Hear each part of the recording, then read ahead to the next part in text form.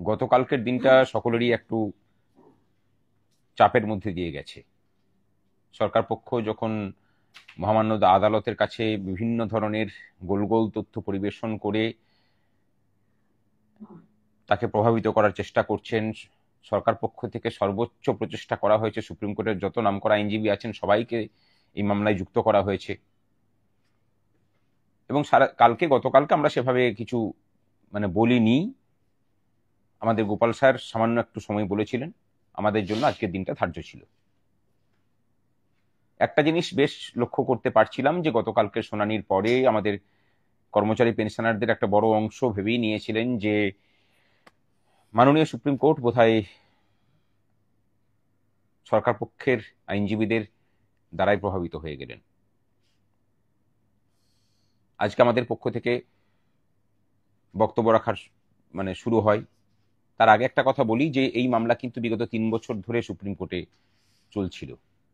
আমরা যুক্ত হয়েছিলাম মার্চ মাসে। আমরা প্রথম থেকেই বলে এসেছি যে কারো প্রতিদ্বন্দ্বী হিসেবে নয়, বরং যারা মামলাকারী সংগঠন আছে তারা অসীম পরিশ্রম করেছেন, প্রচুর ত্যাগ স্বীকার করে এই মামলা চালিয়ে নিয়ে গেছেন। তাদের হাত শক্ত করতে ঢুকছি। অনেকে বিশ্বাস করেছেন, অনেকে করেননি, এমনকি অনেকের কাছ থেকে বিরোধিতাও এসেছে। আমরা নাকি কথা বলার সুযোগ পাবো না। আজকে কর্মচারী পক্ষের যে বক্তব্য, সেই বক্তব্য কিন্তু আমাদের মাননীয় আইনজীবী, আন্তর্জাতিক খ্যাতিসম্পন্ন গোপাল সুব্রমণিয়াম স্যারই লিড করেছেন এবং আপনারা দেখেছেন সেই সওয়াল। আমার কথা, এটা একটা ইতিহাস, অসাধারণ বললেও কম বলা হয়। এবং সরকার পক্ষের প্রত্যেকটা বক্তব্যকে একদম ধরে ধরে ধরে ধরে খণ্ডন করা শুধু নয়, তাকে প্রতিষ্ঠা করা, আমাদের যুক্তিকে, সেই কাজটা উনি করেছেন। তারপরে মাননীয় বিকাশবাবু, যার কথা না বললে এই মামলাকে পুরো অস্বীকার করা হবে, উনি না থাকলে পরে কর্মচারীরা এই সুপ্রিম কোর্ট পর্যন্ত আসতেই পারতেন না। পাটোয়ারিয়া স্যার কর্মচারী পরিষদের হয়ে আছেন, বিকাশবাবু আছেন কনফেডারেশনের হয়ে।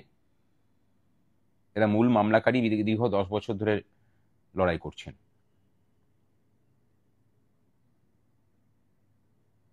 প্রচুর ত্যাগ স্বীকার এই আইনজীবীরাও করেছেন।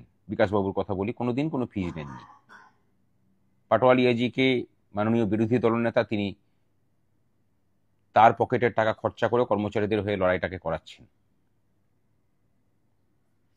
যে জায়গায় মামলাটা দাঁড়িয়ে আছে, আমরা চাইবো যে কর্মচারী পক্ষের বাকি আইনজীবীরা সঠিকভাবে বক্তব্য পেশ করুন, যাতে এই জায়গাটা নষ্ট না হয়, সবকিছু ঠিকঠাক হয়। আগামীকালকেও আমরা ভেবেছিলাম যে গোপাল স্যারকে ছেড়ে দেব, কিন্তু পরিস্থিতি যে জায়গায় দাঁড়িয়েছে আমাদের রাখতে হচ্ছে। আর একটা দিন রাখা মানে বুঝতে পারছেন যে ওইরকম মানের আইনজীবী, আর্থিক ব্যাপার আছে। বলতে হয়তো খারাপ লাগছে, কিন্তু একটা কথা সত্যি, যে সংখ্যক কর্মচারী এবং পেনশনার আছেন তার খুব একটা ক্ষুদ্র অংশ কিন্তু আর্থিক সহযোগিতার হাত বাড়িয়েছেন। বাকিদেরকে যেমন আমরা পথেও পাই না, এই লড়াইয়ের আর্থিক সহযোগিতাতেও তাদেরকে পাচ্ছি না সেভাবে। ধরুন একটা বড় অংশের পুলিশ কর্মী আছেন না, এই সহযোগিতা, এই লড়াইয়ে তাদের কোনো ভূমিকা সেভাবে লক্ষ্য করিনি এখনো পর্যন্ত। আমরা চাইবো যে তারা এগিয়ে আসুন। ডাব্লিউবিসিএস অফিসার, তারাও কিন্তু বিশালভাবে বঞ্চিত। তারা গেলে পরে বলেন যে হ্যাঁ আপনার পাশে থাকবো, কিন্তু আসল কাজের সময় কিন্তু সাধারণ গ্রুপ সি গ্রুপ ডি কর্মচারী বা অন্যান্য তাদের অধস্তন কর্মচারীদের যে লড়াই, সেই লড়াইয়ের ফল কিন্তু তারা ভোগ করেন। খারাপভাবে নেবেন না, আপনাদের সহযোগিতা চাই। মাননীয় ডাক্তারবাবুরা আছেন, যারা অন্তত আর্থিক সহযোগিতাটা করে এই লড়াইটাকে সহযোগিতা করতে পারতেন, কিন্তু সেই প্রচেষ্টা আপনাদের কাছ থেকে এখনো পর্যন্ত আমরা পাইনি। বা বিভিন্ন বিশ্ববিদ্যালয় কলেজের প্রফেসররা আছেন, আমরা চাইবো যে আপনারা অন্তত এইবার এগিয়ে আসুন। রাস্তার লড়াইয়ে আমরা যেমন অপ্রতিরোধ্যভাবে লড়ে বর্তমান রূপার 15% বকেয়া আদায় করেছি, এখানে যে সেক্টরগুলোর কথা উল্লেখ করলাম তাদের ভূমিকা প্রায় নেই বললেই চলে। ঠিক একই রকম ভাবে এই যে আইনি লড়াই চলছে, সে আইনি লড়াইয়েও আপনাদেরকে যাতে খুঁজে পাওয়া যায়, সেই ব্যবস্থাও কিন্তু আপনাদেরকে করতে হবে। আমাদের কিউআর কোড আমাদের গ্রুপগুলোতে পাওয়া যাচ্ছে, সেখান থেকে নিয়ে চাইলে পরেই আপনারা দিতে পারেন।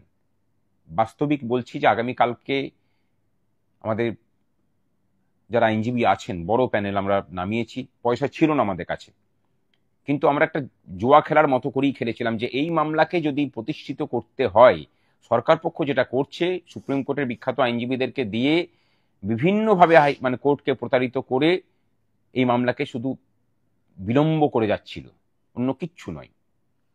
আমরা বলেছিলাম বরাবর, এটা আমাদের অবস্থান ছিল যে তাদের থেকে বড় আইনজীবী না নিয়ে এলে পরে এই মামলা ঠিক মতো চলবে না। আপনারা দেখতে পেলেন তার ফলটা। সোমবার থেকে দাঁড়িয়েছেন, এই মামলা সোমবার, মঙ্গলবার, বুধবার, আগামীকালকেও শুনানি হবে। এবং আরো একটা বিষয়, বিগত 3 বছর ধরে এই মামলা ছেড়ে বাকি মামলা শুনানি হচ্ছিল, আর এখন সমস্ত মামলা ছেড়ে এই মামলার শুনানি হচ্ছে। একজন আইনজীবীর প্রভাব কিরকম হয় আজকে সেটা সকলেই দেখেছেন। লড়াইটা আমরা যেভাবে বলেছিলাম, যে স্ট্র্যাটেজিতে গিয়েছি সেই স্ট্র্যাটেজিতেই নিয়ে গেছি। ফল আমাদের হাতে নেই, কিন্তু একটা কথা বলতে পারি যে কর্মচারীদের পক্ষ হয়ে যে লড়াইটা চলছে, সমস্ত কর্মচারী পক্ষই তাদের সেরা প্রচেষ্টাটা করছেন।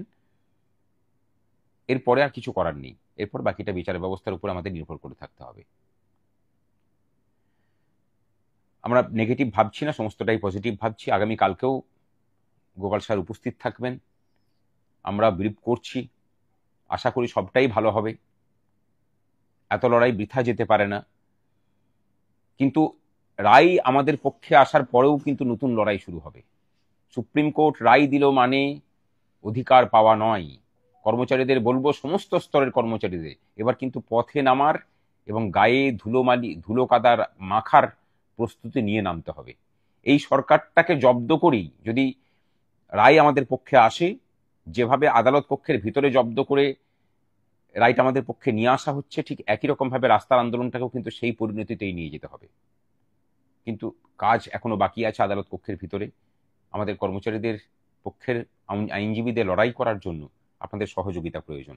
যারা দিয়েছেন তাদেরকে আমরা দিতে বলছি না, কিন্তু যারা একবারও সহযোগিতা করার মানে মানসিকতা দেখাননি, তারা অন্তত এগিয়ে আসুন।